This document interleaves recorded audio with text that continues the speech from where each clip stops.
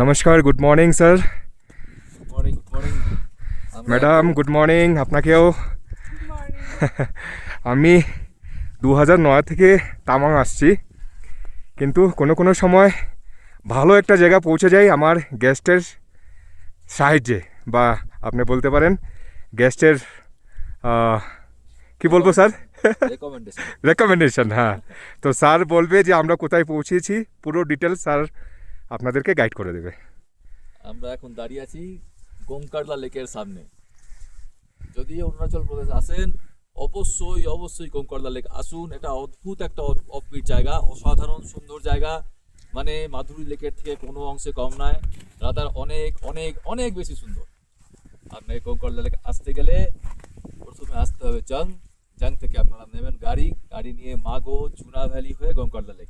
অসাধারণ সুন্দর রাস্তা, মানে চং থেকে মাগোর রাস্তাটা, মানে 1 মিনিটের জন্য আপনার রাস্তা থেকে চোখ ফেরাতে পারবেন না। অসাধারণ সুন্দর।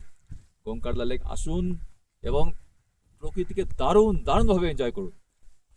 আমরা আজকে বিশ্বদার সাথে এখানে এসেছি এবং দারুণ এনজয় করছি, দারুণ। স্যার কৌশিকদাকে কিছু বলবেন?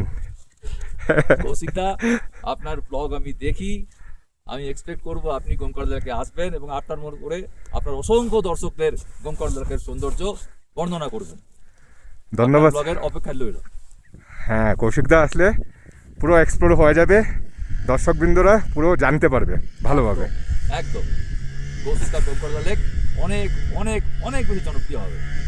ধন্যবাদ স্যার আপনাকে অনেক ধন্যবাদ আমাকে নিয়ে আসার জন্য। আপনি আমাদের সাথে এসেছেন, দারুণ লাগছে। Thank you sir. Thank you.